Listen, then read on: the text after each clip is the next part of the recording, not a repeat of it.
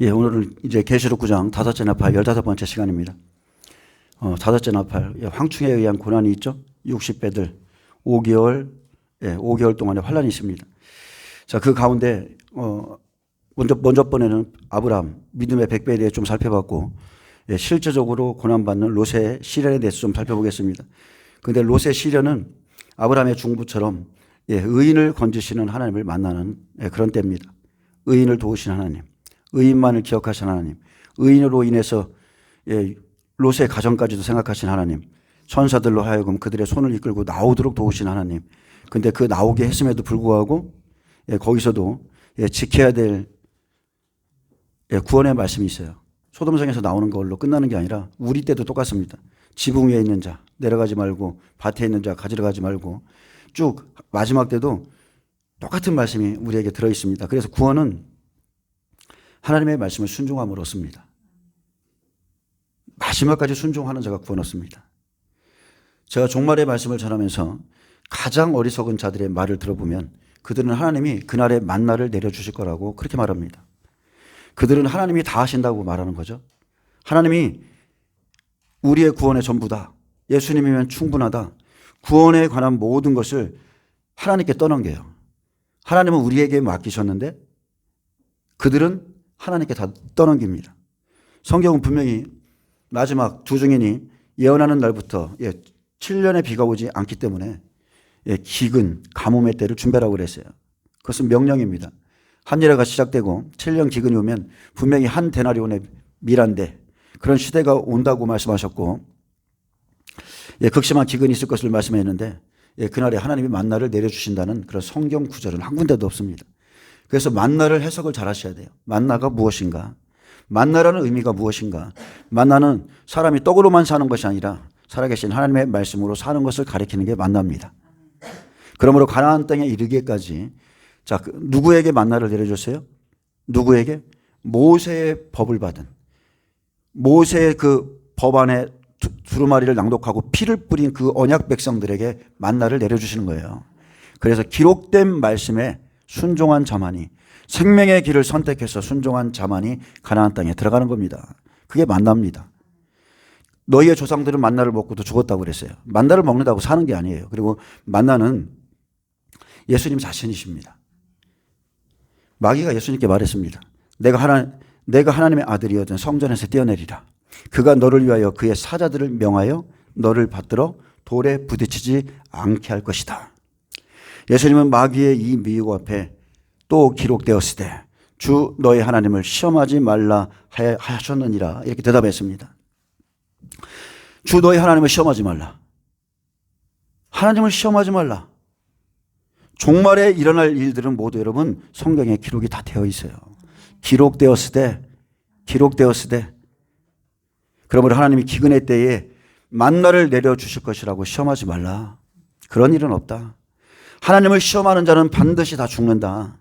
하나님은 이미 한 일의 안에 시련과 기근의 때를 이길 말씀을 우리에게 이미 내려주셨어요. 그럼에도 이것이 맞나? 저것이 맞나? 미혹의 말씀으로 갈등하는 사람들은 그날에 다 죽을 것입니다. 예수님은 분명히 기록되었으되라고 기록된 말씀을 가지고 싸우셨습니다. 환란을 준비할 수 있는 영생의 말씀은 이미 우리에게 다 주어져 있습니다. 여러분 성경을 한 번만 읽어보세요. 제대로 읽어보세요. 마지막 때의 일들이 이 속에 다 들어있습니다. 그리고 실제 이란과 지금 이스라엘의 전쟁을 통해서 우리는 마지막 종말의 징조 보고 있습니다. 무화과나무의 비유, 노아의 때, 롯의 때, 그리고 시편, 선지서, 요셉의 때, 모든 성경이 마지막 때를 가리키고, 특히나 우리 계시록 2, 3장의 빌라델비아 교회는 내가 나의 인내의 말씀을 지켰은즉 이 땅의 사람들을 시험하기 위하여 온 세상에 오고 있는 시험의 때에 너를 지켜주실 것이란 약속을 주셨습니다. 네가 지금 나의 인내의 말씀, 여러분 기록된 말씀이 인내의 말씀이에요.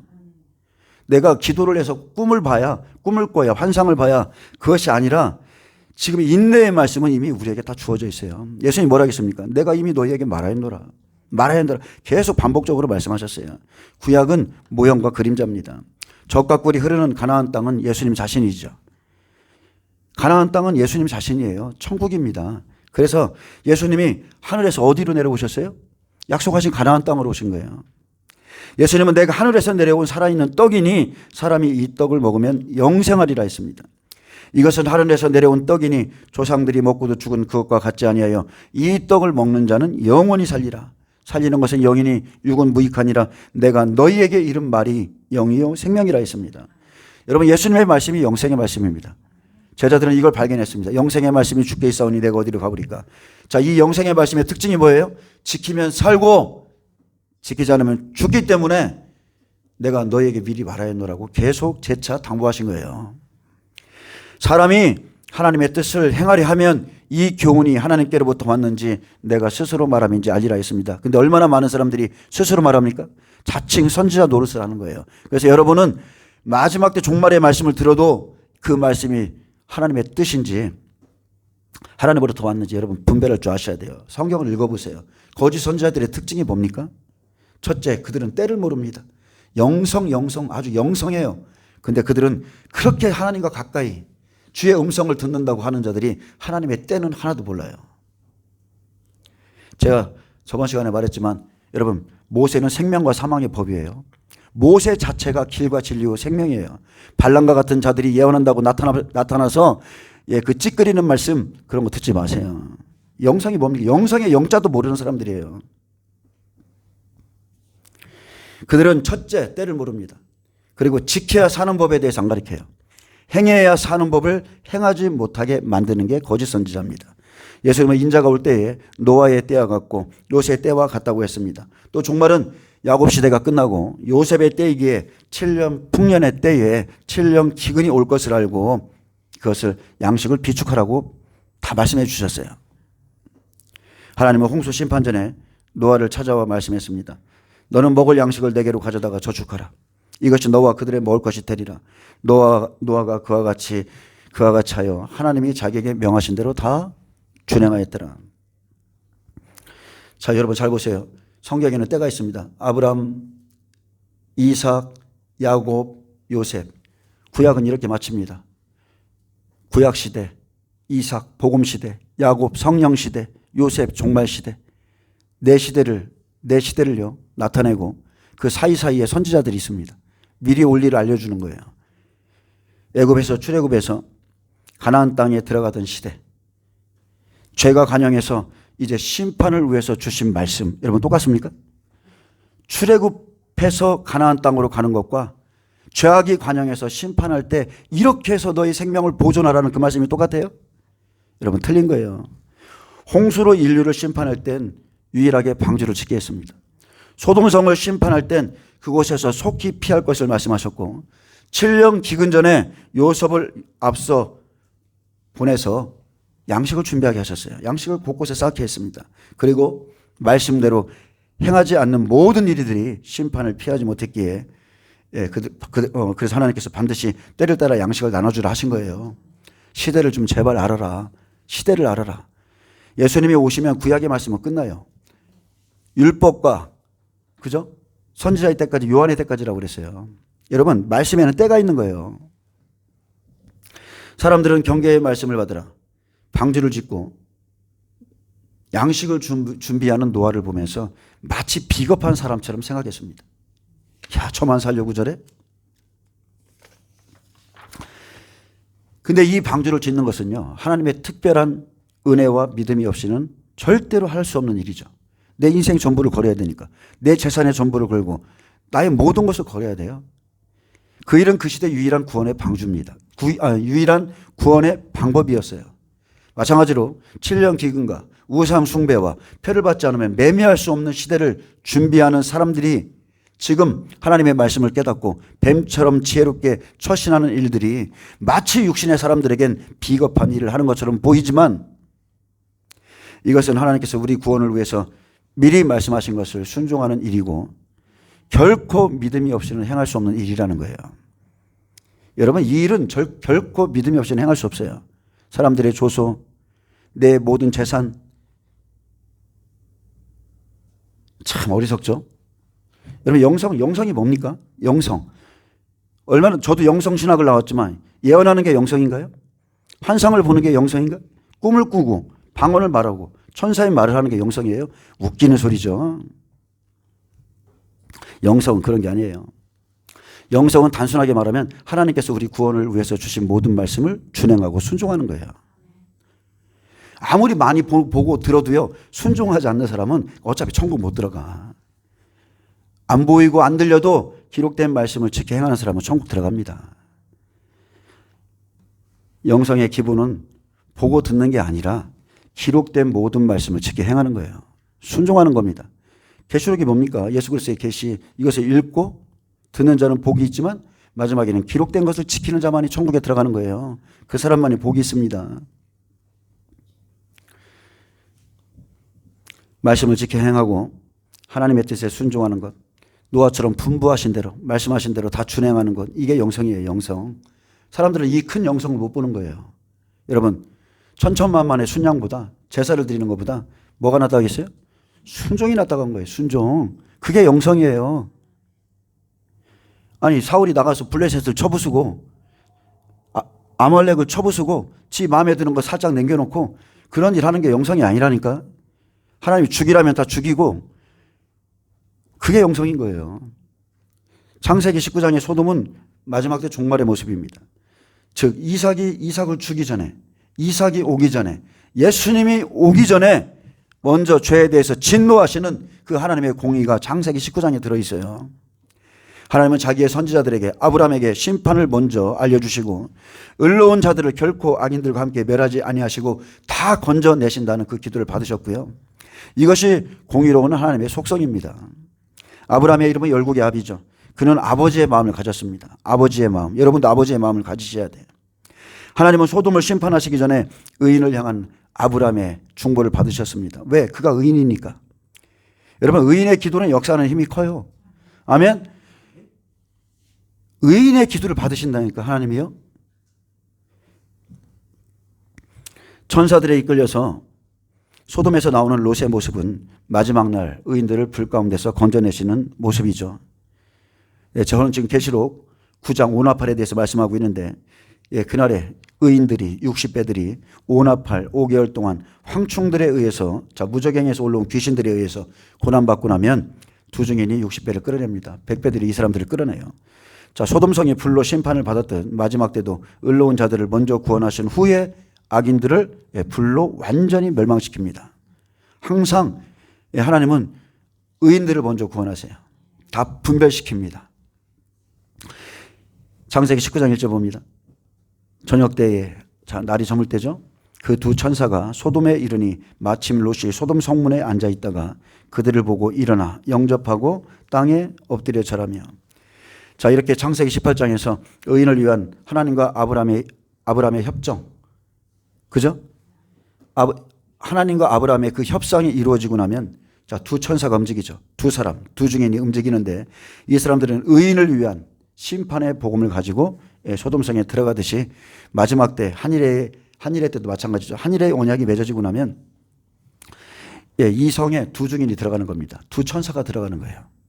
소돔성으로, 죄악의 성으로 들어가죠. 계시록 11장 8절에 뭐라 하겠습니까? 마지막 때 이방인 두 증인이 어디로 가요? 이방인 두 증인이 순교한 그 이스라엘의 예루살렘은 영적으로 하면 소돔이라고 하고 애굽이라고 했어요. 그래서 마지막 때도 이 소돔에 들어가는 겁니다. 창세기 18장 1절에 아브라함은 장막문에 앉아 있었다가 하나님과 천사를 영접했습니다. 아브라함이 어디 앉아 있었다고요? 장막문에. 그는 임재의 사람, 계시의 사람, 하나님의 음성을 직접 듣는 사람이에요. 창세기 19장 1절에 의로운 롯은 어디 앉아 있었어요? 소돔성의 성문에 앉아 있는 거예요. 죄악의 자리에, 죄악의 성에 그는 재판관으로 앉아 있었습니다. 이 구절은 두 사람의 신앙의 모습을 보여주죠. 영적인 모습을 보여주는 거예요. 아브라함은 장막에 있었듯이 하나님과 직접 교통하는 자입니다. 그래서 육체로 오신 하나님을 만났고 그분의 음성을 들었죠. 그래서 하나님과 대면하는 지성소에 있는 백배고요. 롯은 타락한 소돔 성문에 앉아 있었지만 그는 의로운 자였습니다. 즉 선악을 분별하는 성소신앙. 그가 60배입니다. 선악을 분별할 줄 아는 사람들. 고대 히브리인의 사회에서 성문은 재판이나 사업거래 또는 상업의 중심지입니다. 성문에는 성 안에 살고 있는 지도층 인사들이 분비었는데 롯이 소돔성의 성문에 앉아 있었다는 것은 당시 그가 소돔의 지도층 인사였음을 보여주죠. 그래서 9절에 이자가 들어와서 거류하면서 우리의 법관이 되려 한다고 롯을 밀쳤죠. 여기서 법관은 재판관을 말합니다. 이가 우리에게 들어와서 재판관 노릇을 한다는 거예요. 그래서 롯이 의로운 심령이 상하는 겁니다. 하나님의 법이 마음에 있기 때문에. 창세기 12장 1절에서 3절에 보면 하나님께서 아브라함을 축복하시고 놀라운 언약의 말씀을 줬습니다. 너를 축복하는 자에게는 내가 복을 내리고 너를 저주하는 자에게는 내가 저주하리니 땅의 모든 족속이 너로 말미암아 복을 얻을 것이라 하신지라. 이게 백배들이 받는 복입니다. 아브라함의 복이에요. 이에 아브라함이 여호와의 말씀을 따라갔고 롯도 그와 함께 갔으며. 자, 믿음의 조상 아브라함은 뭐를 따라갔다고요? 구약의 믿음의 조상 아브라함 여호와의 말씀 따라갔어요. 신약의 백배들 12제자들 뭐 따라갔어요? 영생의 말씀 따라갔어요. 이 사람들은 말씀신앙이에요. 말씀신앙. 제가 성소신앙이라고 그러죠. 우리 몸에 하나님의 말씀을 채우는 것. 이게 100배, 60배, 30배예요. 하나님의 말씀을 가진 자들. 롯도 말씀을 따라가는 아브라함을 따랐기에 선악을 분별하는 자입니다. 신앙에 있어 가장 중요한 것 중 하나가 내가 누구에게서 배웠는가. 이거 엄청나게 중요하죠. 내가 누구에게 들었는가. 어떻게 배웠는가. 그리고 무엇보다도 각 사람의 믿음의 밭, 심령이 진짜 중요합니다. 목회를 하다 보면 사람들의 심령이 그만큼 중요하다는 것을 깨닫게 돼요. 예수님이 아무리 좋은 씨를 뿌려도 열매 맺지 못하는 밭이 훨씬 많습니다. 75%. 예수님은 예를 들어서 내 밭을 비유하셨다면 75%는 열매를 못 맺어요. 그만큼 사람들의 심령은 육체입니다. 스스로 경작하지 않으면 절대 자주 내리는 비를 흡수해서 좋은 열매를 맺을 수가 없어요. 신앙은 노력하는 겁니다. 믿기로 작정하고 하나님의 말씀 때문에 내 심령을 갈아엎지 않는 그런 수고를 하지 않는다면 여러분은 지옥 갑니다. 자주 내리는 비를 흡수해서 열매를 맺는 것은 각자의 복이에요. 제가 예전에 하나님께서 보여주신 그 환상에 대해서 말씀드렸죠. 가나의 혼례. 구약의 말씀이 끝났어. 예수님과 새로운 혼례를 치러야 돼. 그래서 가나의 혼례에 갔더니 예수님이 초청을 받았고 제자들도 받았고 어머니도 받았어요. 근데 중요한 것은 거기에 6개의 항아리가 다 비어있다는 겁니다. 새로운 말씀 받아야 돼요. 시대적인 말씀 받아야 돼. 그래서 거기에 물을 가득 채우라 했죠. 근데 문제는 뭐냐면 하나님이 저에게 보여주신 건 딱 그거예요. 신학교 1학년 때 받았어요. 1학년 때. 수많은 사람들의 그 항아리에 밑둥이 깨져 있다 그런 거예요. 여러분의 심령의 끝에 이 밑에 항아리가 깨져서 아무리 많은 말씀을 들어도 이 사람들은 영적 성장이 없어요. 왜? 하나님의 말씀을 노랫소리로 듣거든. 하나님의 말씀을 마음에 담을 줄을 몰라. 오늘 담으면 사라지고 오늘 담으면 사라지고 새도 자기 믿음이 자라지 않아도 안 믿어져도 보수할 생각을 안 해요. 자기가 지금 얼마나 잘못된 사람인지를 깨닫지를 못해요. 믿음이 자라지 않는 것은 딱 하나입니다. 영생의 말씀을 듣지 못해서. 아멘? 예수님께서 뭐라 하겠습니까? 길가밭에, 돌짝밭에 뿌려진 게 뭐라고 그랬어요? 길가밭에 뿌려진 게? 마귀가 구원을 얻지 못하게 하려고 그 말씀을 다 그냥 순간적으로 뺏어간다고 그랬어요. 말씀이 심겨지지 않으면 절대 믿음은 자라지가 않습니다. 그래서 행함이 없는 믿음은요, 이미 말씀이 뿌려지지 않았다는 거예요. 내 속에 심겨진 말씀이었기 때문에 이 육신을 움직일 수 있는 영적인 동력이 없어요. 그래서 순종이라는 게 나올 수가 없습니다. 바울은 디모데의 신앙을 칭찬했습니다. 이는 내 속에 거짓이 없는 믿음이 있음을 생각함이라.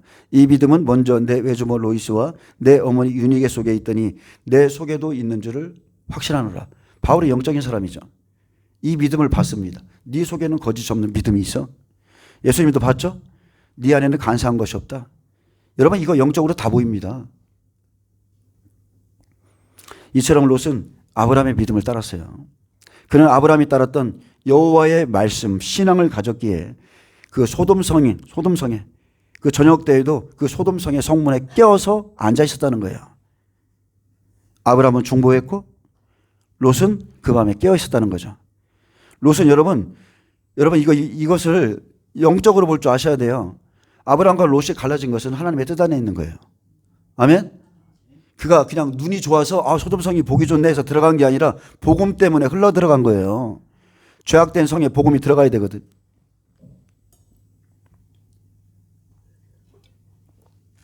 여러분이 잠시 흩어지고 모이고 하는 거 다 하나님이 하는 겁니다. 창세기 18장 33절에 아브람과 말씀을 마치신 하나님은 하늘로 올라가셨고 아브람도 자기 곳으로 돌아갔으나 두 천사는 저녁 때에 소돔에 이르렀습니다. 자, 이들이 누굽니까? 장차 소돔성을 불로 심판하기 위해서 파송된 두 명의 증인이고 분노의 천사였으며 또 한일의 때 의인을 구출할 말씀을 갖춘 이방인 두 증인의 예표죠. 이 두 천사가 소돔에 도착한 때는 날이 저물 때, 즉 해가 기울고 어두워질 때였습니다. 저녁 때 천사들이 성문에 앉은 롯에게 이른 것처럼, 자, 롯이 있는 곳은 마지막 때 율법성을 의미하는 거예요. 아멘. 소돔과 같이 되어진 그 율법성, 제3성전에 들어가는 거예요. 제3성전. 우리가 지금 3성전 기다리죠? 그 성으로 들어가는 거예요. 또한 소돔성의 그 어둠은 소돔 주민들의, 이스라엘 백성들의 그 타락과 부패와 하나님을 두려워하지 않는 그 소돔 주민들에게 임할 극렬한 하나님의 심판이 시작될 것을 시사하는 겁니다. 그러므로 하나님의 구원과 심판은 여러분들 함께하는 거예요. 예수님이 공생애를 시작하는 그 순간이 심판과 구원의 시작인 거예요. 누가복음 12장 35절은 말합니다. 예수님은 허리에 띠를 띠고 등불을 켜고 서 있으라 이렇게 명하셨습니다. 너희는 마치 그 주인이 혼인집에서 돌아와 문을 두드리면 곧 열어주려고 기다리는 사람과 같이 되라. 주인이 와서 깨어있는 것을 보면 그 종이 복이 있으리라. 주인이 혹 2경에나 혹 3경에 이르러서도 그 종들이 그같이 하고 있는 것을 보면 그 종들은 복이 있으리라. 이 사람이 롯입니다. 이처럼 깨어있는 자, 이 사람이 롯이에요. 그가 밤중에 성문에 앉아있다가 천사들을 영접하고 땅에 엎드려 절했다는 것은 아브라함이 중보한 그대로죠. 천사들이 전한 그 구원의 복음, 심판의 복음을 영접할 자, 의인들을 구원할 그 복음, 넷째 나팔에 바라죠. 공중에 날아가는 큰 독소리가 이르되, 독소리는 증인입니다. 천사예요. 큰 독소리가 이르되 땅에 사는 자들에게 화가 있으리니. 그래서 여기 5나팔부터 의인들의 시험이에요. 롯은 멸망받을 도시에 그 성에 있었지만 이미 아브라함의 신앙을 배웠기에 불법한 자들과 함께하지 않았고 그들과 구별된 삶을 살았습니다. 또 때를 알기에 밤에 깨어있는 자였고, 여러분 롯은 복음의 사람이에요. 그는 믿음의 조상 아브라함과 함께 있었던 사람이죠. 그 사람이 유일하게 소돔성의 빛이었습니다. 아직까지 롯이 그 성에 있기 때문에 그 성이 멸망당하지 않은 거예요. 그가 성문에 앉아 있는 것은 지도층의 반열에 있었고 선악을 분별하고 말할 줄 아는 자였어요. 교회로 따지면 주의 종입니다. 그래서 두 사람을 보자마자 급히 일어나서 영접하고 엎드려 절했습니다. 이러한 롯의 태도는 소돔성 사람들과는 전혀 구별된 의로운 행위였고 천사들도 이러한 롯의 행위를 보고서 그가 의롭고 선한 사람임을 알았습니다. 여호와께서 천사들을 그 성에 보내신 목적대로 그들을 보고 일어나 영접하고 엎드려 절하였다는 것은 롯에게는 그런 영적 감각이 있었다는 거죠. 롯이 두 천사가 하는 말을 받아들이고 하나님의 말씀 앞에 엎드렸다는 것을 의미하는 거예요. 롯의 세대처럼 비록 지금 이 마지막 세대가, 이 세대가 악할지라도 의로운 사람들은 절대 불법에 빠지지 않습니다. 하나님의 법이 마음에 있는 사람은요, 이 세대가 더 타락해져도 절대 그 불법에 빠지지 않고 심령은 상할지라도 그들과 더 구별돼요. 이해되십니까? 세상이 이렇다고 해서 내가 세상에 가서 뒹굴어야 되고 술 취해야 되고 방탕해야 되고 웃기는 소리죠. 그것은 하나님의 법이 마음에 없는 거예요. 시간이 어둠이 깊을수록 더 구별된다니까요. 더 구별돼요. 더 깨끗이 살려고 그러고. 경건하게 살고자 하는 사람은 비록 많은 핍박을 받겠지만 깨어있는 자들은 하나님의 놀라운 구원의 손길을 경험하게 될 것입니다. 이와 같은 장면은 신약의 사도행전 10장에도 똑같이 기록되어 있습니다. 하나님은 기도로 일하십니다. 한쪽에서 기도하고 한쪽에서 기도하게 하셔서 응답을 내려주시는 거예요. 경건한 고넬료의 기도가 하나님께 상달되자 하나님은 기도하는 고넬료에게 환상을 열어주셨습니다. 자, 천사를 보내어서 요바에 있는 베드로를 하는 시몬을 청하라 이렇게 지시했죠. 그때 베드로의 집에 갔을 때, 자, 가까이 갔을 때 베드로가 뭐 하고 있었어요? 그때 베드로도 기도하려고 지붕에 올라갔는데 그에게도 환상을 열어서 보자기 안에 있는 부정한 짐승들을 보여주시고 그것을 잡아먹으라 이렇게 말씀했습니다. 나는 그걸 못하겠습니다. 잡아먹으라. 하나님께서 깨끗게 하신 것을 너희가 부정하다 말하지 말라. 그러면서 베드로는 이때까지도, 자, 성령을 받은 사람이에요. 이때까지도 그 부정한 짐승이 무엇을 상징하는가 알지 못했어요. 성령 다 받았습니다. 구약의 말씀, 예수님의 말씀 다 받았어. 근데 아직까지도 이 짐승이 무엇인가를 깨닫지 못했죠. 이런 일이 3번 있은 후에 그가 그때 고넬료가 보낸 하속들의 말을 듣고 베드로가 고넬료의 집에 들어가자 그곳에 누가 있었습니까? 그의 친척, 가까운 친구들이 기다리고 있었죠. 이게 4발 가진 짐승 땅에 기는 것, 부정한 이방인들이라는 거예요. 이처럼 롯이 2 사람을 영접한 것은 베드로가 들어올 때에 고넬료가 맞아서 발 앞에 엎드려 절한 것과 똑같은 겁니다. 아멘. 천사를 보내서 청해서 그의 말씀을 기다리고 있는 사람. 그들은 천사가 가져온 하나님의 말씀을 기다렸고 그 앞에 엎드렸죠. 이제 우리는 주께서 당신에게 명하신 모든 것을 듣고자 하여 다 하나님 앞에 있나이다. 고넬료가 베드로의 말씀을 듣고자 엎드려서 맞이한 것처럼 롯이 그렇게 했다는 거예요. 롯은 하나님을 맞이하듯 사람의 모습을 한 천사들을 맞이하고 자신의 집으로 영접했습니다. 이 2 사람의 공통점이 뭡니까? 하나님께 의로움을 인정받은 사람들이라는 거. 그래서 여러분은 반드시 심판 전에 하나님께 의롭다 하심을 여김을 받아야 돼요. 그 사람들만이 보호받습니다. 여기저기 가서 그게 중요한 게 아니고 여러분 의로움을 갖고 계셔야 돼.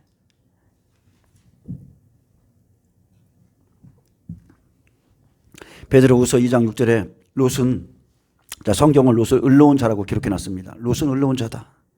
소돔과 고모라 성을 멸망하기로 정하여 제가 되게 하사 후세에 경건하지 아니할 자들에게 본을 삼으셨으며 무업한 자들의 음란한 행실로 말미암아 고통당하는 의로운 롯을 건지셨으니 이는 이 의인이 그들 중에 날마다 거하여 날마다 저 불법한 행실을 보고 들음으로 그 의로운 심령이 상함이라.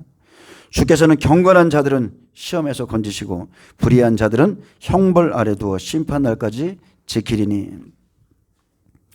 롯은 무법한 자들의 음란한 행실 속에서 의로웠습니다. 그는 그 타락한 도시에서도 자기의 의를 굳게 지키고 있었죠. 제가 지난 시간에 욕과 새 친구들의 싸움에 대해서 얘기했죠. 여러분 똑같은 거예요. 자기의 의를 굳게 지키고 있는 거예요. 자기의 의. 하나님께서 그날 의로운 자들을 건져내시는 그날까지 자기의 의를 지키셔야 돼. 심판의 날 의롭고 경건한 자들은 하나님의 약속대로 반드시 건짐을 받습니다. 주께서 경건한 자들을 시험에서 건지시죠. 모든 환난에서. 그 시험이 뭡니까? 모든 환난. 사망의 골짜기. 거기에서 주의 지팡이로 그의 말씀으로 나를 건져내신다는 거예요. 그래서 여러분이 가진 그 인내의 말씀, 내가 믿고 붙잡은 그 인내의 말씀을 끝까지 갖고 계셔야 돼. 누가 좀 흔들어 놓으면 내가 잘못 믿었나? 이게 아니고 그 인내의 말씀을 갖고 계셔야 돼. 자, 2절에 보면 이르되 내 주여 돌이켜 종의 집으로 들어와 발을 씻고 주무시고 일찍이 일어나 갈 길을 가소서. 그들이 이르되 아니라 우리가 거리에서 밤을 새우리라. 거리에 머물다는 뜻이에요. 밤을 새운다는 것은 내가 거리에 머물다. 롯이 간청함에 그제서야 돌이켜 그 집으로 돌아오는지라. 롯이 그들을 위하여 식탁을 베풀고 무교병을 구우니 그들이 먹으니라.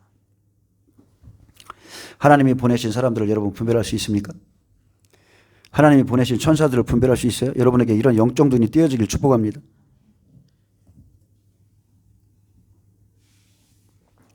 하나님은 사람의 모습으로 지금 이 자리에 계십니다. 여러분 안에 성령 계시죠? 우리 중에는 선지자가 있습니다. 사도도 있어요. 하나님이 여러 모습으로 우리를 보내세요. 그래서 여러분 볼 줄 아는 눈이 있어야 돼요. 롯은 나그네들이 거리에서 유숙하게 될 경우에 방탕하고 폭력적인 소돔 사람들이 그들을 그냥 내버려 두지 않을 것을 알고 그들을 보호하기 위해서 진심으로 자기 집에 들어오기를 간청했습니다. 아무리 봐도 이 타락한 소돔성에서는 이 사람들 그냥 놔뒀다가는 큰일 날 것 같은 거예요. 물론 영적으로 보아도 그들은 평범치 않은 사람임을 알았을 겁니다. 그들에겐 빛이 났을 겁니다. 여기서 간청하다는 히브리어 파차르입니다. 불의로 막 쪼듯이 말하는 거예요. 어리벙벙할 정도로. 강요하다, 강권하다는 뜻을 갖고 있어요. 그래서 롯이 집으로 영접한 천사들은 완전한 사람의 형상을 취하고 있었고 그들의 모습은 상당히 아름다웠을 것으로 봅니다. 그래서 동성애에 이끌린 소돔 사람들이 롯의 집을 에워싸고 그들을 내어놓으라고 아우성을 친 겁니다. 특히나 이들이 노소를 막론하고 롯의 집을 에워쌌다는 것은 소돔의 죄악이 완전히 흘러 넘칠 정도로 찼다는 거예요. 소돔의 죄악은요, 넘쳐서 흐릅니다. 어린아이부터 어른부터 남녀노소 없어요. 그냥 흘러 넘쳐. 그 장소에 들어가면 그냥 다 어둠이야. 어둠이 그 장소를 붙잡고 있어요. 롯이 두 사람에게 자신을 낮추고 내 주여 돌이켜 종의 집으로 들어와 발을 씻고 주무시고 일적이 일어나 갈 길을 가소서. 자, 이렇게 말한 것은 롯이 복음을 어떻게 영접하는지 그 모습과 그의 하나님의 말씀에 대한 태도를 보여주는 거예요. 하나님의 말씀을 영접하는 자의 태도. 우리가 다 하나님 앞에 있습니다. 내 주여. 여기서 우리가 아도나이 들어봤죠? 아도나이? 히브리 아도는 주인이여 그런 거예요.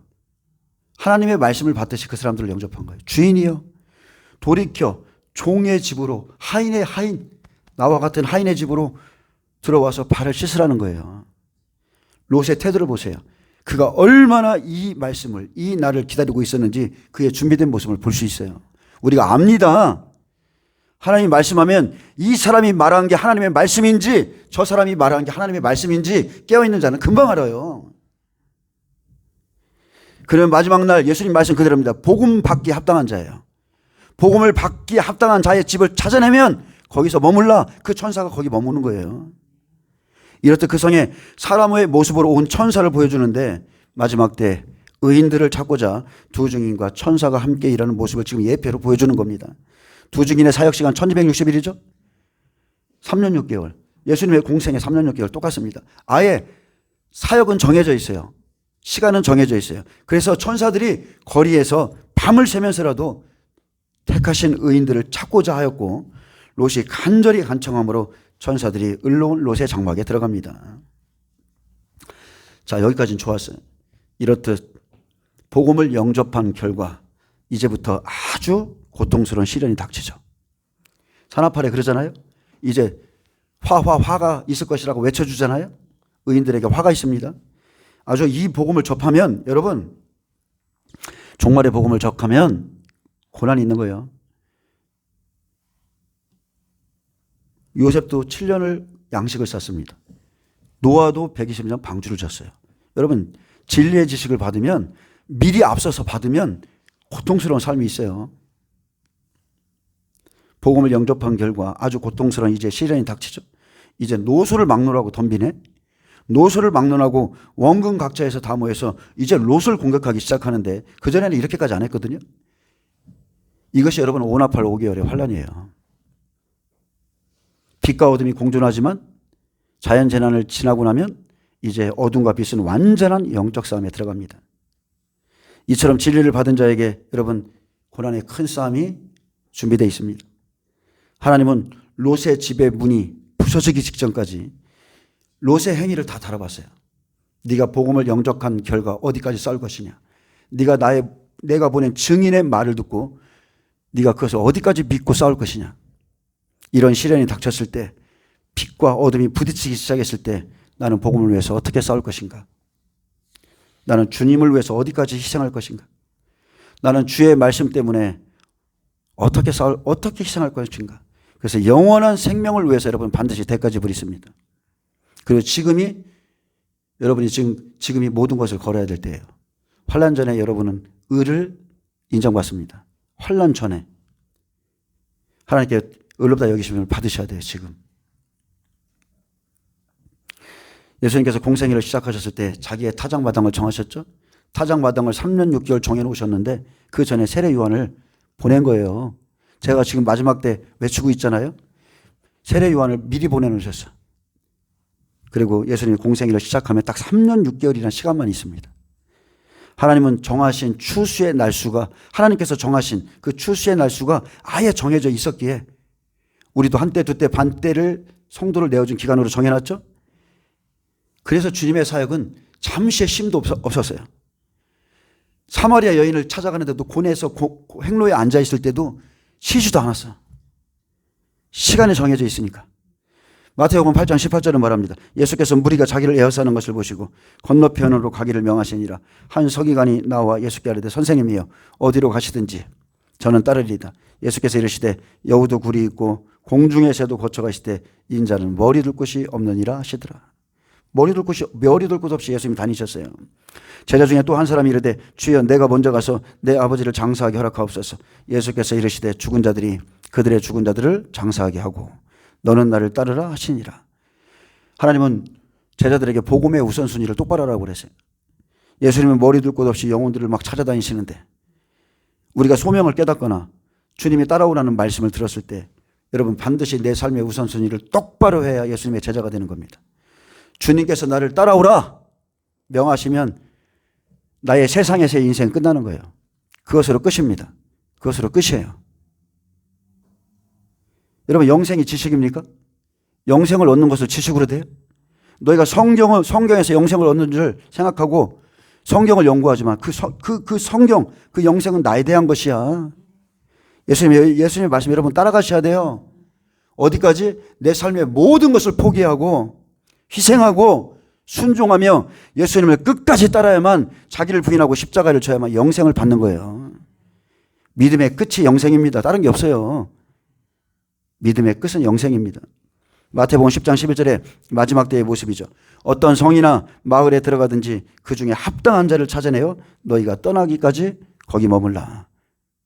천사들이 보았을 때 욥이 영생을 얻기 합당한 자인 거예요. 그는 의로운 자였습니다. 천사가 그 집에 들어가서 떠나기까지 머물렀죠. 여러분 영의 사람은 영의 사람 금방 알아봅니다. 몇 마디 그냥 이렇게 딱 봐도 빛이 있어요. 몇 마디 대화를 해보면 그 사람 신앙을 알 수 있습니다. 복음이 왔다 갔다 해. 얼마나 재밌는지 몰라. 밤새도록 남자끼리 둘이 앉아갖고 밤새도록 7시간씩 밤 꼬박 새고 얘기해도 재밌어요. 예수님 얘기는. 왜? 대화가 되거든요. 롯이 지금 이러는 겁니다. 롯이.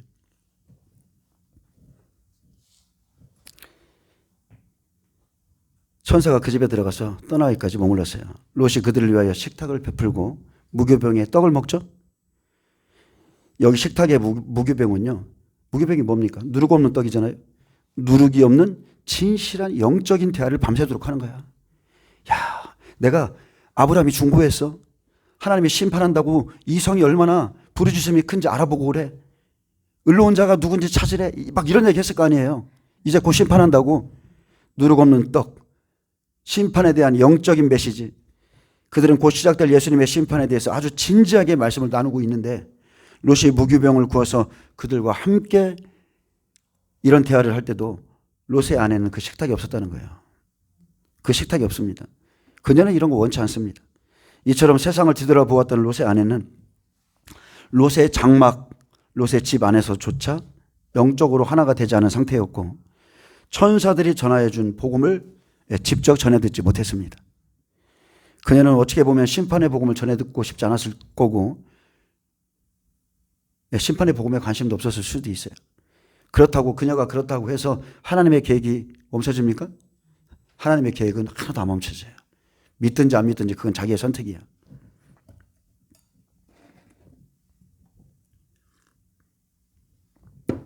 제가 계시록의 말씀을 전하고 하나님의 말씀을 받아 전하니까 안 믿는 자들이 저를 공격하는 거예요. 안 믿는 자들이. 계시도 없는, 말씀도 없는, 무교병의 떡도 모르는 그런 자들이 저를 공격하는 거예요. 여러분 스가랴 5장에 날아가는 두루마리 아시죠? 날아가는 두루마리가 뭡니까? 내가 받고 싶지 않다고 그게 나한테 안 들어와요?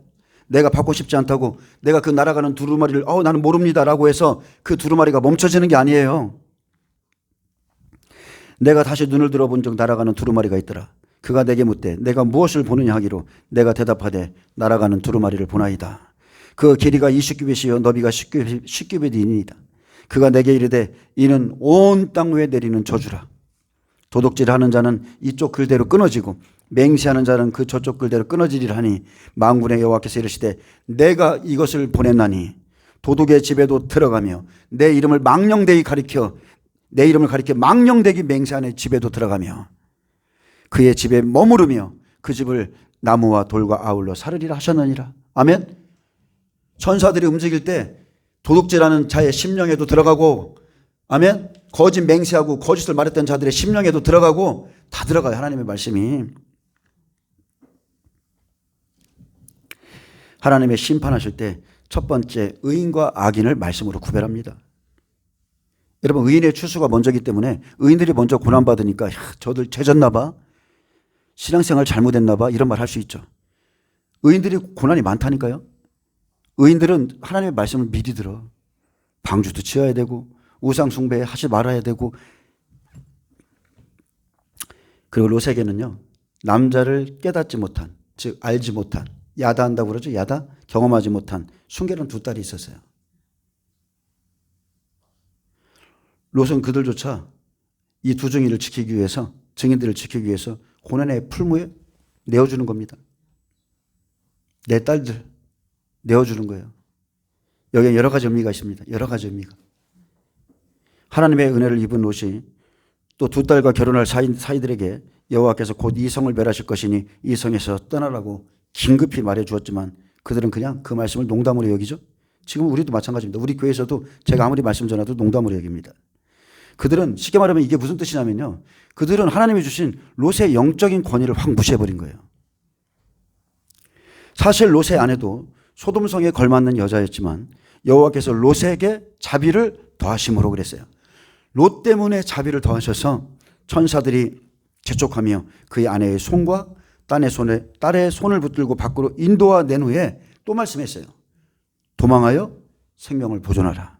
돌아보거나 들에 머물지 말고 산으로 도망하여 멸망함을 면하라고 경고했어요.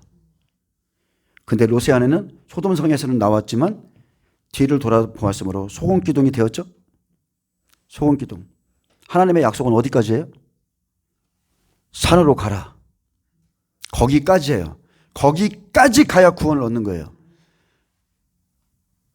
홍수가 내려서 노아의 방주가 1년이 넘게 흔들리고 해도 그 성 아라랏산에 내려서 그때까지 버티셔야 돼. 하나님의 약속은 산입니다. 산. 소금은 뭡니까? 소금 언약, 변치 않는 언약이죠. 말씀하신 대로 된다는 거예요. 그날에 말씀하신 그대로 된다는 거예요. 불순종의 대가는 멸망입니다. 하나님께서 아브라함과 롯을 생각해서 그렇게 큰 은혜를 베풀어 주어도 깨닫지 못한 자, 불순종한 자, 결국 다 자기 죄악 중에 죽었습니다. 참, 이거 생각해 보면, 여러분 생각해 보세요. 한번 묵상 좀 해보세요. 얼마나 비참한 인생입니까? 정말로 얼마나 비참한 인생인지를 몰라. 저는 그래요, 개인적으로. 정말로 이 사람들은 비참한 인생이다. 하나님의 그 놀라운 호의를 무시한 자들의 결말. 그들의 결말은 지옥밖에 없습니다. 그 놀라운 하나님의, 분명히 성경은 말하죠. 은혜 받을 만한 때에 은혜 받으라. 구원의 날에 내가 너를 도왔다. 그 놀라운 하나님의 호의를 완전히 무시한 자들의 그 결말은 지옥이에요. 4절에 보면 그들이 눕기 전에 그 성사람 곧 소돔 백성들이 노소를 막론하고, 자, 원군에서 다 모여. 원군이라는 것은 전체죠. 모두가 다 모여서 그 집을 에워싸고, 자, 사방을 포위했다는 뜻입니다. 주위를 완전히 둘러쌌어요.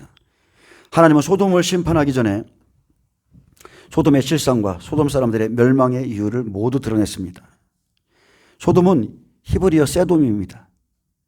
쉽게 말하면 그슬리다, 화산에 의해 불탄이라는 뜻인데, 자, 소돔. 저는 제가 그런 표현을 좀 말하죠. 성령을 받았는데 살짝 그슬렸어. 불을 받아갖고 내 안에 있는 이 어둠이 확 타버려야 되는데 성령을 받긴 받았는데 살짝 끄슬린 사람들이 있어. 살짝 끄슬려서 속은 하나도 안 변했어. 여전히 죄 가운데 뒹굴고 이 속에 어둠으로 꽉 차 있어요. 성령을 받았는데. 끄슬린 사람들. 자, 소돔 백성들이라고 있죠? 자, 소돔은 그슬리다, 화산에 의해서 불탄 그런 뜻이고, 자, 백성들은요, 히브리어 에노시입니다. 자, 백성들, 히브리어 에노시. 원문에 찾아보면 죽을 수밖에 없는 존재 이렇게 써 있어요. 사람들인데 죽을 수밖에 없는 존재. 피에 굶주린 사람.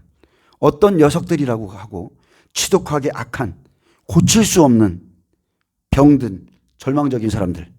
깨지기 쉬운 약한 존재들을 히브리어 에노시라고 합니다. 소돔에 있는 사람들은 다 이런 사람들이에요. 그 성에 있는 사람들은요, 영의 상태가 다 이런 거예요. 소돔의 백성들은 한마디로 딱 정리하면 죽을 수밖에 없는 존재인데 자기들이 죽을 백성인 줄 모른다는 거죠. 그들은 남색자들이고 동성애자들이고 소아성애자고 간음자들이며 쉽게 말하면 다른 육체를 따라가는 자들이죠. 노수를 막론하고 쉽게 말하면 이 시대에는 동성애자들을 뭐라고 하죠? 인정해 주면서 뭐라고 하지? 네, 성소수자라는 좋은 표현을 쓰죠. 자, 성경을 통해서 말하면 완전히 변태 성욕에 미쳐 있는 새끼들이에요. 변태 성욕. 그것을 성소수자? 로마서 1장 32절을 말합니다. 그들이 이 같은 일을 행하는 자는 사형에 해당한다고 하나님께서 정하심을 알고도 자기들만 행할 뿐 아니라 또한 그런 일을 행하는 자들을 옳다느니라. 여러분, 에이즈 전 세계에서 가장 빨리 지금 퍼지고 있는 나라가 어디예요? 우리나라예요. 우리나라. 몇만 원이면 애들이 동성애합니다. 우리나라가 세계에서 제일 빠릅니다. 소돔은 어둠이 장악한 도시, 루시퍼, 사탄이 완전히 장악한 세상이죠. 분명히 여리고성을 무너뜨리고 뭐라 하겠습니까? 이 성을 세우면 저주받는다고 그랬어요. 그렇듯이 헤롯 성전이 무너졌어요. 예수님이 무너뜨리셨어요. 이 성을 또 세우면 저주받습니다. 그 성에 예수님의 피의 공로를 의지하지 않고 짐승의 제사로 하나님 앞에 나아가려고 하는 사람들은 하나님 앞에 다 죄인이에요. 여기서 노소는 남녀들근이, 유년기에서 청년까지의 소녀가 다 포함되는 말입니다. 그래서 여러분, 동성애 축제 가보세요. 남녀 할 것 없이 거기 다 모여 있잖아요. 자, 여기서 막론하고, 노소를 막론하고는 히브리어 암이라는 표현을 씁니다. 암. 그냥 암적인 존재. 암. 집합한 어떤 때를 말해요. 모든 백성들, 특별히 이스라엘 백성의 지파를 말하는 겁니다. 이스라엘 백성의 지파, 민족, 백성을 의미하는 게 여기서 막론하고라고 이렇게 쓰여 있어요. 이처럼 노소를 막론하고 가장 소돔 사람과 근접한 곳이 이스라엘 땅이죠. 지금 현재 소돔 사람과 가장 근접한 것이 이스라엘 땅이에요. 여러분 생각해 보세요. 세계 최초 동성애법이 합법화된 곳이 어디예요? 기독교 성전이 이스라엘 땅이에요. 이스라엘. 거룩한 땅, 이스라엘 도시 텔아비브는 게이의 천국, 동성애자들의 메카가 되었죠. 2025년 작년에는 이란과의 긴장 고조로 그리고 안전상의 이유로 인해서 동성애 축제가 최소화된 상태로 축소된 상태로 열렸어요. 근데 2019년엔 참가자만 25만 명이 모였어요. 텔아비브 그 조그만 도시에 전 세계에서 동성애자들이 25만 명이 모였고 2022년에 코로나가 터졌음에도 불구하고 17만 명이 그 자리에서 모여서 그걸 했어요. 이스라엘 랍비 몇 살짜리? 지금 이스라엘의 랍비들은 6살짜리를 신부로 맞아들이는 법? 그런 일들을 해요. 랍비들이. 자, 신부로 맞아들여. 자, 신부도 맞아들이는 게 무슨 뜻이에요? 소아성애자라는 뜻이에요. 요새 앱스타인 파일에 나오는 피자 게이트에 걔들이 하는 그 짓이 소아성애자들이라는 거예요. 여러분, 이스라엘 땅의 가장 큰 영적 전쟁은 동성애입니다. 동성애 축제로 시작된 이 영적 전쟁은 예수님이 재림하셔서 이 일을 행한 자들을 심판해서 지옥불에 던져 넣음으로 비로소 끝나게 됩니다. 사탄을 섬기는 어둠의 세력들이 예루살렘과 텔아비브와 땅끝까지 동성애를 전파하는 이유는 간단하죠. 하나님이 정하신 창조의 질서를 무너뜨리는 거예요. 그래서 하나님을 모독합니다. 지옥불의 심판이 예정된 그 동성애자들을 계속 양상을 하는 것. 한 영혼이라도 더 끌고 지옥에 들어가기 위해서, 이를 위해서 어서 이 일이 일어나느냐, 구원의 역사가 시작되고 완결되어지는 이스라엘 땅을 제일 먼저 동성애로 더럽히고 있는 것이고, 그래서 계시록 11장 7절에 이스라엘 땅이 소돔과도 같다고 그러는 거예요. 사탄이 어디로 공격합니까? 사탄은 생명이 있는 곳을 공격하는 거예요. 빛이 있는 곳, 생명이 있는 곳, 약속이 있는 곳, 하나님이 약속이 있는 그것을 공격하는 게 사탄입니다. 고린도전서 6장 9절에 불의한 자가 하나님의 나라를 유업으로 받지 못할 줄을 알지 못하느냐? 미혹을 받지 마라. 음행하는 자나 우상숭배자나 간음하는 자나 탐색하는 자나 남색하는 자나 도적이나 탐욕을 부리는 자나 술 취하는 자나 모욕하는 자나 속여 빼앗는 자들은 하나님의 나라를 유업으로 받지 못하리라. 다 지옥 갑니다. 헬라어 직역 성경으로 다시 한번 말씀드립니다. 불의한 자는 하나님 왕국을 상속받지 못한다는 것을 알지 못합니까? 치우치지 마십시오. 음행하는 자나 우상 숭배자나 간음하는 자나 남창들이나 동성애자들이나 도둑들이나 욕심 부리는 자들이나 술주정뱅이들이나 중상하는 자들이나 약탈하는 자들은 하나님 왕국을 상속받지 못할 것입니다. 계시록 21장 8절에 말합니다. 그러나 두려워하는 자들과 믿지 아니하는 자들과 흉악한 자들과 살인자들과 음행하는 자들과 점술가들과 우상 숭배자들과 거짓말하는 모든 자들은 불과 유황으로 타는 못에 던져지니 이것이 둘째 사망이라. 다시 헬라어 직역 성경으로 읽어드려요. 그러나 겁쟁이들과 불신자들과 가증한 자들과 살인자들과 음행하는 자들과 마술하는 자들과 우상 숭배자들과 모든 거짓말쟁이는 불과 유황이 타는 못이 그들의 목이니 이것이 둘째 죽음이다. 이렇게 기록해 놨습니다.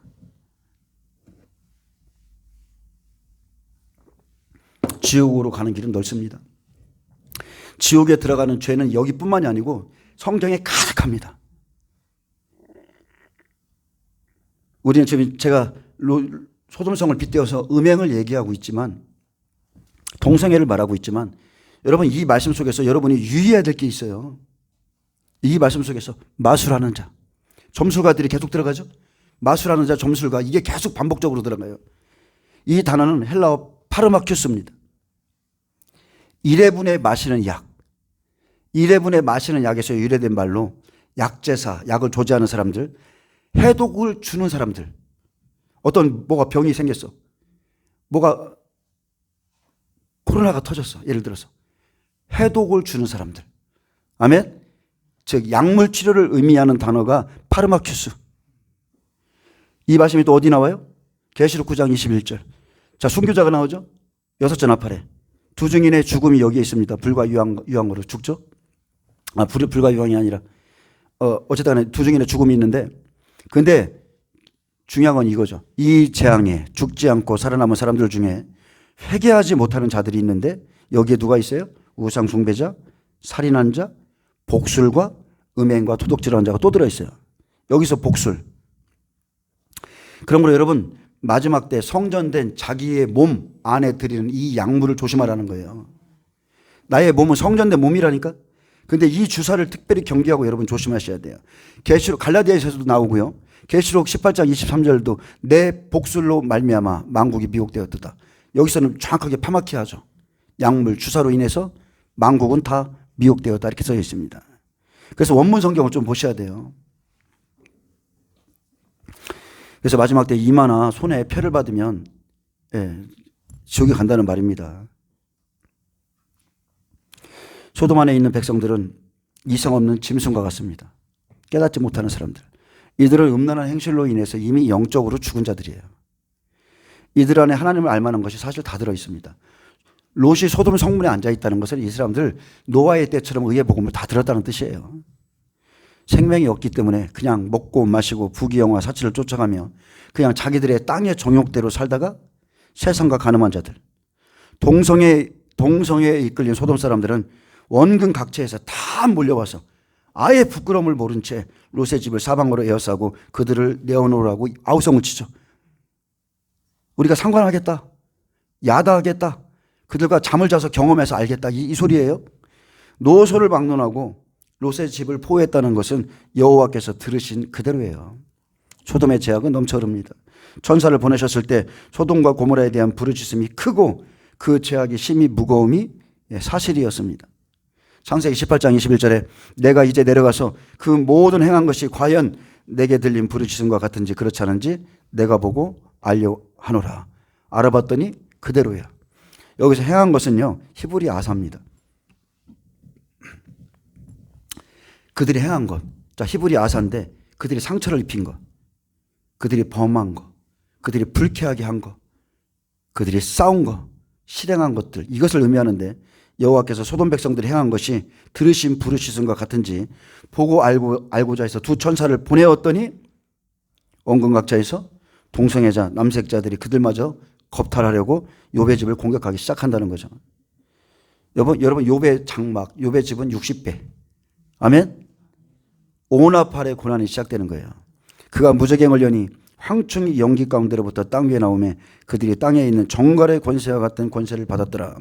그러나 그들을 죽이지는 못하게 하시고 5달 동안 괴롭게만 하게 하시는데 그 괴롭게 함은 정갈이 사람을 쏠 때 괴롭게 함과 같더라.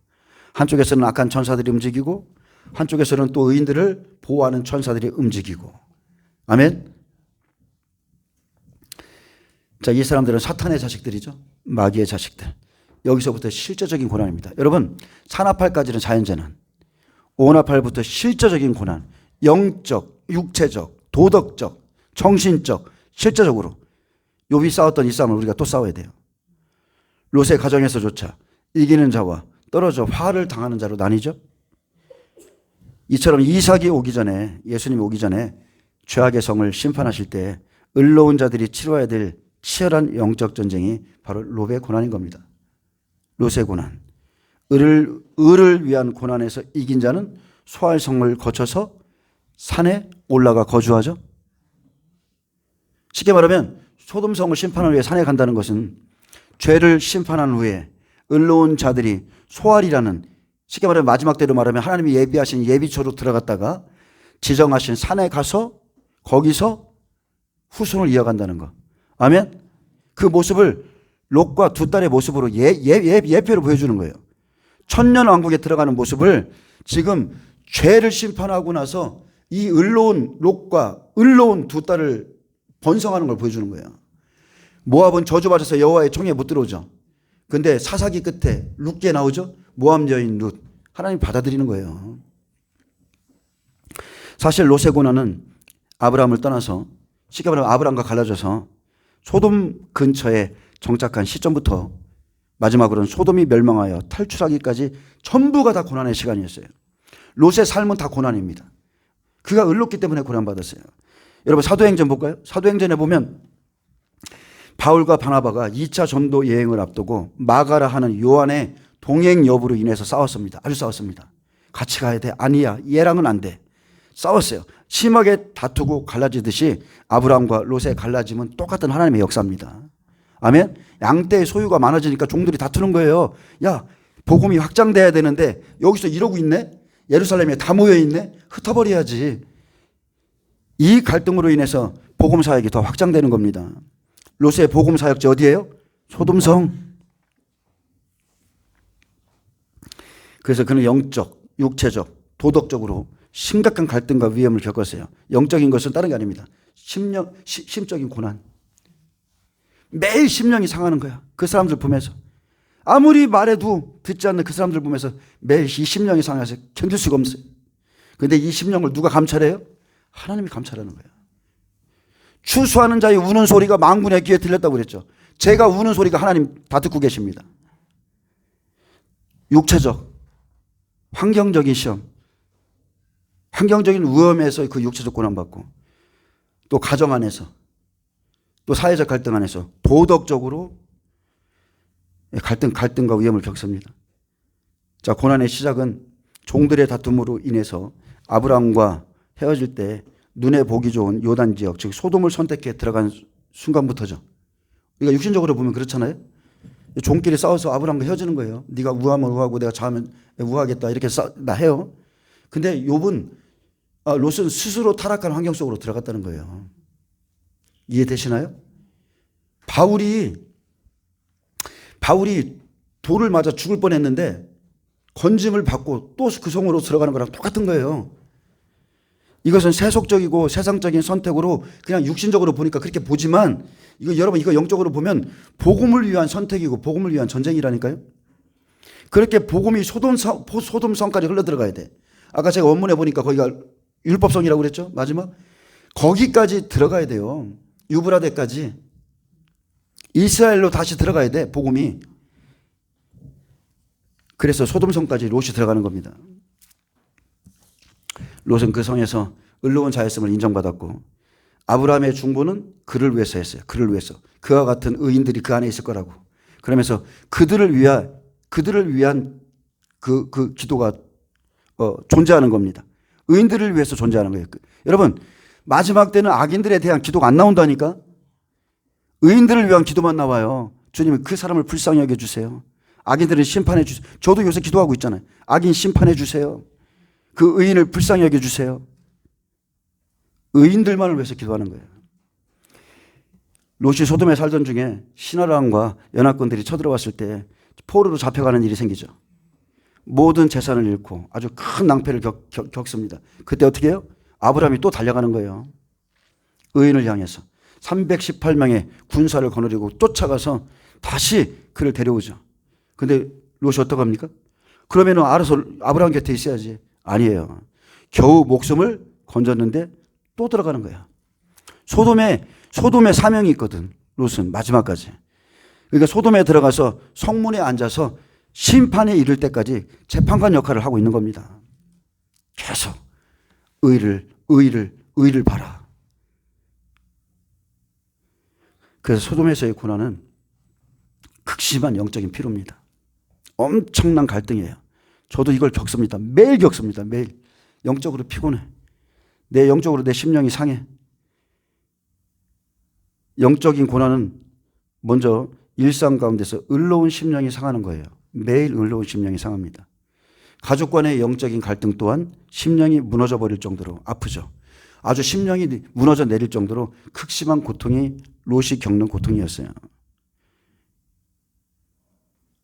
욥은 자녀들로 인해서 연락이 끝나면 번제를 드렸잖아요. 여러분 생각해 보세요. 롯이 어떻게 했겠습니까? 롯이. 야, 심판이 있다고 그래도 사이가 다 무시해버리네.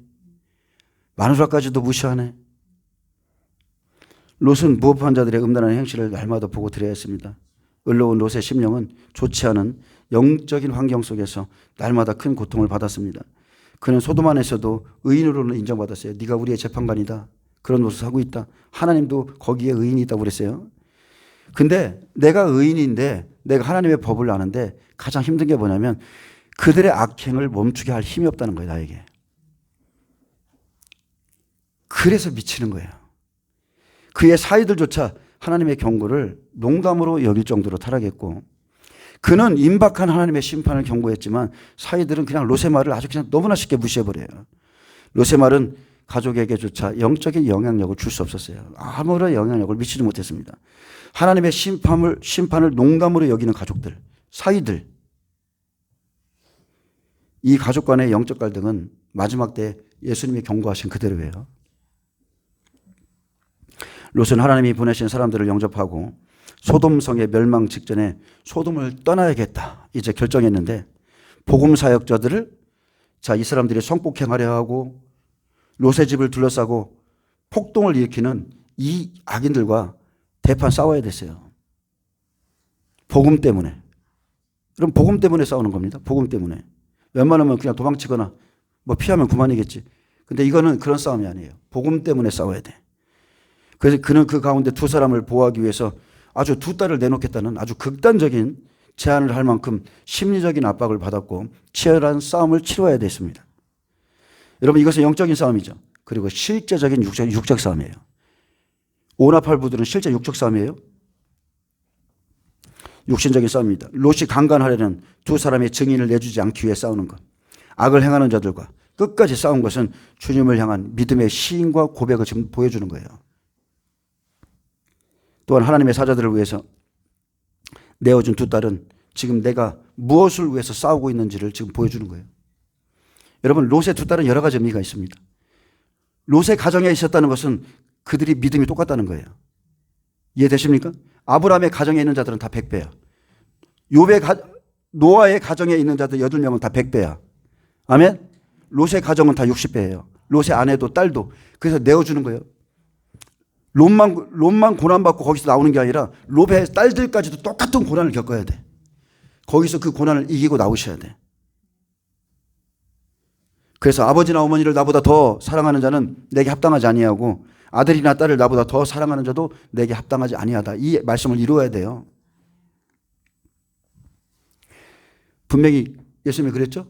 너희가 사람 앞에서 나를 시인하면 나도 하늘에 계신 내 아버지 앞에서 너의 천사들 앞에서 시인할 것이고 너희가 그날에 몸과 영혼을 죽이지 못하고 너희 몸을 죽이는 그 사람들 앞에서 너희가 나를 부인하면 나도 하늘에 계신 내 아버지 앞과 그의 천사들 앞에서 너희 부인한다고 그랬어요. 이 싸움하는 거, 이 싸움. 그는 두 중이를 넘겨주지 않았습니다. 또 롯은 죄 없는 두 딸을 간음하라고 그냥 넘겨준 게 아니에요. 소돔 사람은 이미 영적인 간음자고 여자에게 관심도 없어. 그들은 남색자들이고 세상과 간음하는 자들임을 보여주는 거예요. 그래서 싸우라. 간음하는 자들에게, 영적인 그런 사람들에게 내어주는 거예요. 천사가 롯에게 너에게 속한 자를 다 끌어내라 말하듯이 롯 두 딸 사이 아내까지 60배 믿음의 모양을 갖고 있는데 여기서 떨어지는 자들 나오는 거죠. 60배들 가운데 이기는 자와 떨어지는 자가 있다, 이걸 보여주는 거예요. 여러분, 롯의 장막은 60배의 모습입니다. 다니엘 100배, 다니엘의 세 친구 60배, 그렇게 보시면 되고, 롯이 이제 그들을 위해서 싸우기로 작정하고 이제 싸우니까 이제 바뀌었어요, 표적이. 그들이 뭐라고 합니까? 이제 우리가 그들보다 너를 더 해야겠다, 이렇게 하고 달려듭니다. 이 싸움 치러야 돼요. 롯의 믿음, 여러분, 롯의 고난을 보셔야 돼요. 그가 복음으로 인해서 마지막 때 얼마나 치열하게 싸우고 있는지 그걸 볼 줄 알아야 됩니다. 이게 단순히 한 줄로 그냥 이게 아니라 그가 지금 그 복음 때문에 얼마나 치열하게 싸우는지 여러분 보셔야 돼요. 유황불이 떨어져서 소돔성이 멸망할 때 믿음의 결국은, 롯의 믿음의 결국 두 달밖에 없어요. 롯의 믿음의 결국은 딱 두 달만 건졌습니다. 롯은 집, 재산, 사이들까지 모두 잃어야 됐고 결국 빈손으로 나왔죠. 또 유황불을 피해서 도망치던 중에 아내마저 하나님의 말씀 외면하고 뒤를 돌아보다가 소금 기둥이 되는 것도 다 지켜봐야 됐습니다. 여러분, 그날 얼마나 비참한 인생입니까? 내가 그렇게까지 말해줬는데 비참한 거예요. 노아의 가정은 모두 구원받았는데 욥의 가정은 아내와 아들들과 딸들, 그죠? 욥의 가정, 아내, 아들들, 딸들 다 잃어야 됐고 롯이 치른 고난은 결국은 두 딸만 건졌어요. 그것도 하나님의 은혜로. 하나님의 긍휼을 최대한 베풀어 주신 게 롯의 두 딸만 구원받았습니다. 이것이 앞으로 오나팔 가운데 의인들이 받는 시험이고요. 자, 그러면 여러분의 가정 어떤 모습인지 한번 살펴보세요. 여러분의 가정. 여러분의 가정은 지금 몇 배의 믿음입니까? 남 얘기할 게 아니라 여러분의 가정. 과연 여러분의 가정에서 지금 몇 명이 구원받을지 한번 생각해 보세요. 나에게 속한 사람, 하나님께서 나에게 긍휼을 베풀어 주셔서 최대한의 숫자로 한번 생각해 보세요. 우리는 날마다 치르는 영적 싸움이 있습니다. 우리는 주님의 두려우심을 알므로 절대 기도를 쉴 수가 없어요. 우리의 싸움은 혈과 육의 싸움이 아니라 이 세상의 어둠의 주관자들과 싸우는 것을 알고 이 싸움의 최후에 버려질 내 아내를 생각하고 자녀들을 생각하기 때문에 절대 기도를 쉴 수가 없는 거예요.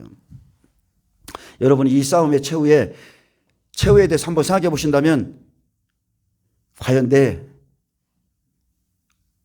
여러분은요, 이 싸움을 정말로 깊이 생각한다면 여러분은 아브라함처럼 중보할 수밖에 없어요. 주여 50명, 주여 45명, 주님 30명, 내가 이번에 한 번만 더 말하겠습니다. 이번에 한 번만 더 말하겠습니다. 끈질기게 기도할 수밖에 없다니까요. 이 사실을 알면. 누가복음 17장에 예수님은 인자가 나타나는 날 노아의 때에 된 것과 같이 되고 롯의 때와 같다, 이렇게 말씀하셨어요. 두 가지를 말했습니다. 두 가지. 그렇다면 우리가 무엇을 준비하고 대비해야 되는지 금방 알 수 있죠. 노아의 때에 하나님이 생명을 위해서 뭘 준비하라고 했는지, 롯의 때 뭘 준비하라고 했는지 우리는 금방 알 수 있어요. 뭐 예언자들이 환상을 봤다, 그런 얘기 들을 것도 없어요. 누가복음 17장 26절에 노아의 때에 된 것과 같이 인자의 때에도 그러하리라. 노아가 방주에 들어가던 날까지 사람들이 먹고 마시고 장가들고 시집가더니 홍수가 나서 그들을 다 멸망시켰으며, 이런 시대에 노아의 초점은 이 사람들과 틀렸다는 거예요. 노아가 받은 은혜는 이 사람들과 틀려. 노아는 은혜를 입은 후에 오직 의의 복음을 전파하고 두 가지를 했어요. 그 복음을 받은 순간부터 방주 짓는 삶을 살았다는 거예요. 자, 이렇게 그래서 노아가 방주를 지으면서 그 안에 먹을 걸 준비하고 하나님의 때를 기다리니까 7일 전에 나타나셔서 7일 후에 심판이 있을 것을 다시 한번 말씀해 주셔서 다 준비했고요. 28절에는 또 롯의 때와 같으리니 사람들이 먹고 마시고 사고 팔고 심고 집을 짓더니 똑같습니다. 롯의 때에도 이렇게 살았어요. 노아의 때도 이렇게 살았어요. 롯이 소돔에서 나가던 날에 그랬어요. 하늘로부터 불과 유황이 비오듯 하여 그들을 멸망시켰느니라. 인자가 나타나는 날에도 이러하리라. 분명히 말씀하셨어요. 인자가 나타나는 이 두 가지 사건이 있을 것이다. 그날에 만일 사람이 지붕 위에 있고 그의 세간이 그 집안에 있으면 그것을 가지러 내려가지 말 것이요 밭에 있는 자도 그와 같이 돌이키지 말 것이니라. 롯의 처에게 줬던 말. 아멘. 그래서 이것은요, 말씀을 가진 자가 자기 믿음을 지키는 시간이에요. 절대로 뒤돌아보면 안 되는 거예요. 그래서 32절에 롯의 처를 기억하라. 롯의 처를 기억하라. 무릇 자기 목숨을 보존하고 자는 자는 잃을 것이요 잃는 자는 살리리라.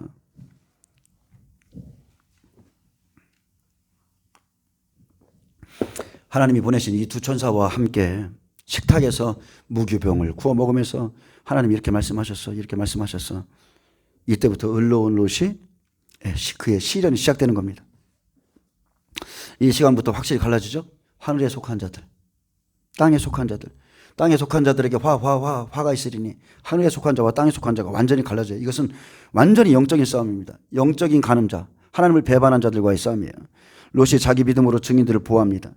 복음을 보호하는 거죠. 이들을 내주지 않는 것은 자기 믿음을 시인하고 고백하는 행위를 하나님 앞에 보여주는 거고 사람들 앞에서 시인하고 있는 거예요. 소돔 사람들이 처음에 증인들을 헤아려 했지만 후에는 그들을 내주지 않는 욥을 이제는 헤아려고 롯을 밀치고 그 문을 부수려고 하고 그때 하나님 앞에 자기 행위의 의로움을 나타내야 그 사람은 이 시험에서 이기고 나오는 겁니다.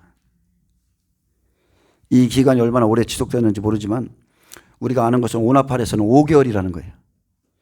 하나님의 말씀 때문에 의를 위하여 의인이 고난을 받는 시간입니다.